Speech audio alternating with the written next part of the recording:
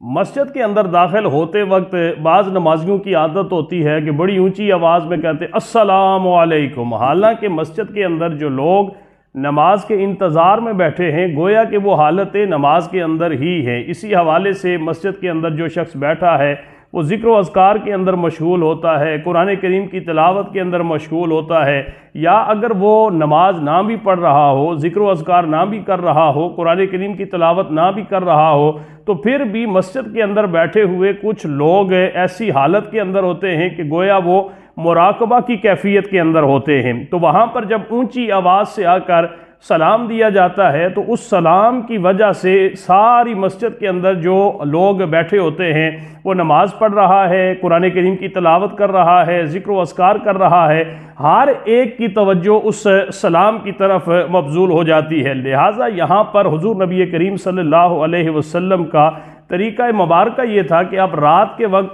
जब घर में तशरीफ़ फरमा होते तो आप घर के अंदर आकर, अगर बाज़ लोग सोए होते, बाज़ लोग जाग रहे होते, तो आप इस तरीक़ा के साथ सलाम फरमाते कि जो जाग रहा होता उस तक आपके सलाम की आवाज़ पहुंच जाती, और जो सो रहा होता था उस तक आपके सलाम की आवाज़ नहीं पहुंचती थी, बल्कि वो उस सलाम की वजह से जागता नहीं था। अगर सारे लोग ही सोए होते होते तो हुज़ूर नबी करीम सल्लल्लाहु अलैहि वसल्लम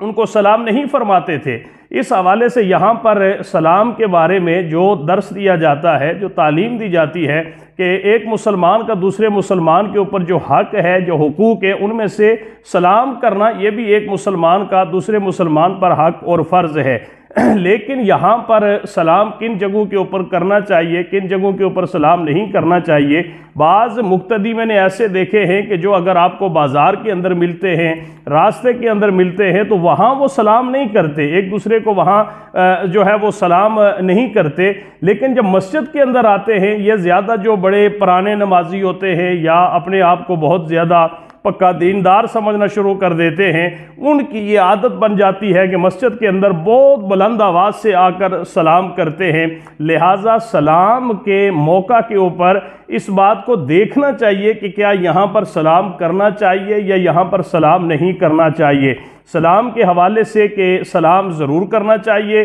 सहाबा कराम रिदवानुल्लाह ताला अलैहिम अजमईन का मामूल मुबारक इस तरह था कि अगर दो सहाबी चल रहे होते, रास्ते में कोई दरख्त आ जाता, उनके अंदर जो हायल हो जाता, और दरख्त जो जब वो क्रॉस करते फिर जब आपस में मिलते तो सलाम के साथ अपना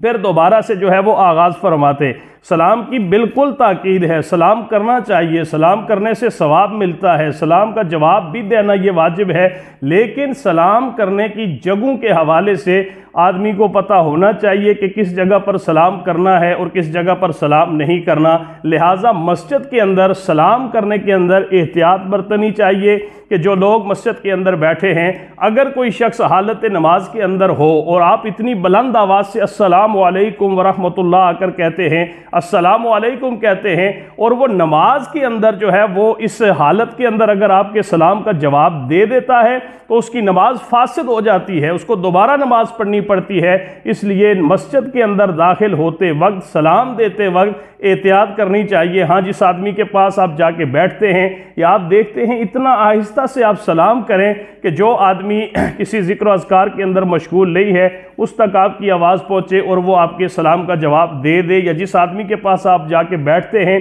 अगर आप देखते हैं कि वो किसी ज़िक्र अज़कार के अंदर मशगूल नहीं है तो आप उसको सलाम कर सकते हैं। बाकी मौक़ों के ऊपर जो है वो सलाम करने के लिए जगहों का देखना, हालत और कैफियत का जो है वो जानना इंतहाई ज़रूरी होता है।